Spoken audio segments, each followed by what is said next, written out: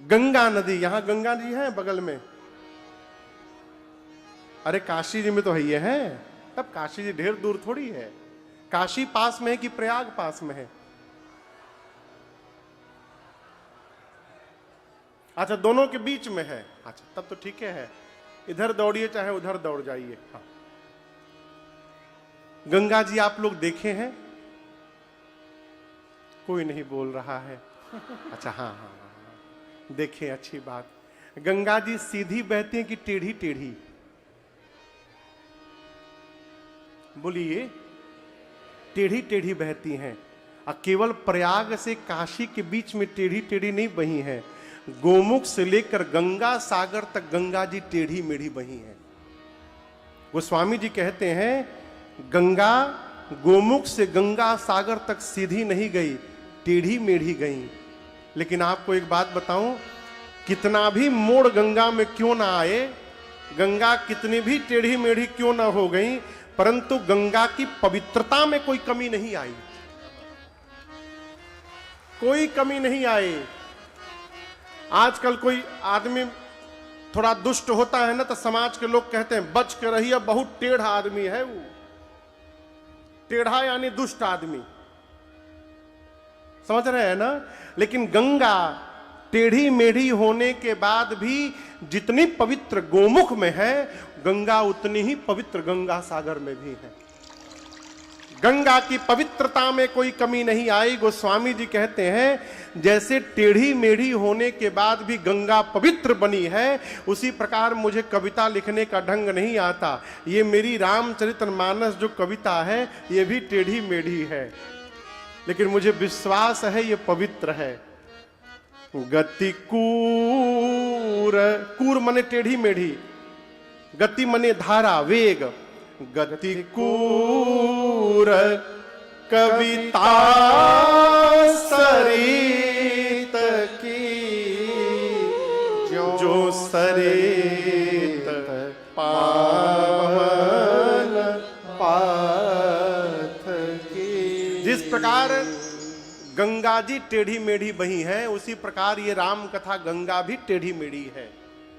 लेकिन मेरी गंगा पवित्र है, कथा पवित्र है। क्यों? आगे गोस्वामी जी कहते हैं भगवान शिव के ऊपर भस्म लगाया जाता है। ये बात आप में से किसको किसको पता है? अच्छा, सबको पता है, अच्छी बात। ये भस्म कहां से आता है? श्मशान से। जीव श्मशान में यदि पहुंच जाए तो अपवित्र हो जाता है।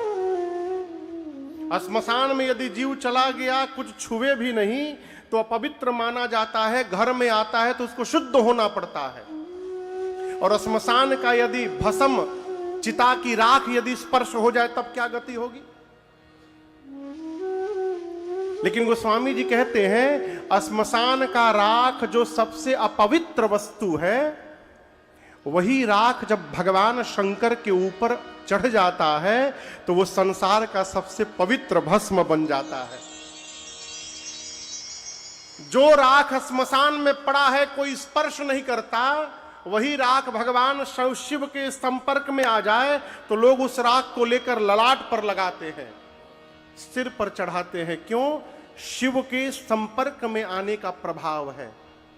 कहो, गोस्वामी जी कहते हैं जैसे श्मशान का भस्म शिव के संपर्क में आकर पवित्र बन जाता है, उसी प्रकार ये मेरी टेढ़ी मेढ़ी राम कथा गंगा राम जी के चरित्र के संपर्क में आने के कारण ये कथा भी मेरी पवित्र हो गई है, इसमें कोई संशय नहीं है। गोस्वामी जी घोषणा करते हैं एहि महारघुपति नाम उदारा, एहि महारघुपति नाम उदारा, अति पावन पुराण श्रुति सारा, अति पावन पुराण श्रुति सारा, मंगल भावन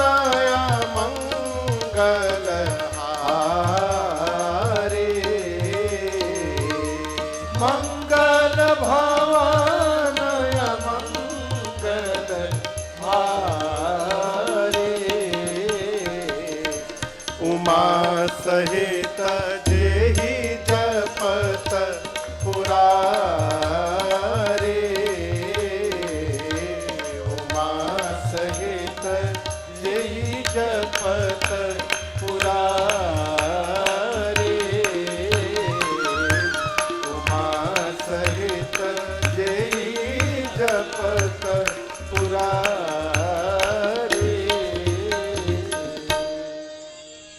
गोस्वामी जी कहते हैं कि मुझे भरोसा है इस मानस के प्रति कि मानस पवित्र है। क्यों पवित्र है? एहि महारघुपति नाम उदारा। गोस्वामी जी कहते हैं इस रामचरितमानस के प्रत्येक चौपाई में राम जी का नाम समाहित है। किसका नाम समाहित है? राम जी का नाम। हर चौपाई में आपको राम मिलेगा। मानस की प्रत्येक चौपाई में क्या मिलेगा? राम। राम कैसे लिखा जाता है? बोलिए। सबसे पहले र के बाद आ की मात्रा रा, फिर म, राम। गोस्वामी जी कहते हैं मानस की हर चौपाई में राम जी हैं। हर चौपाई में र मिलेगा, हर चौपाई में आ की मात्रा मिलेगी और हर चौपाई में म मिलेगा। उदाहरण कोई भी चौपाई लीजिए। मंगल भवन अमंगल हारी। अभी ये अर्धाली है, पूरी चौपाई नहीं। इतने देखिए इसी में मंगल भवन में म आ गया, अमंगल हारी में ह में आ की मात्रा लगाया आ गया, हारी में रो है रो आ गया, रो आ म, राम पूरा हो गया। आसुतोष तुम अवधर दानी। इस प्रकार प्रत्येक चौपाइयों में गोस्वामी जी ने रकार को रखा है, आकार को रखा और मकार को रखा है।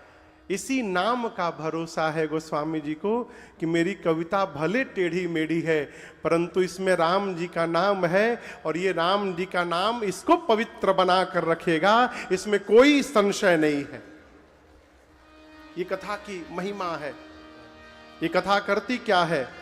मानस पर, जनमानस पर, जनमन में रसधार भरेगी राम कथा। जनमन में गाइए रसधार भरेगी राम कथा। जनमन में रसधार भरेगी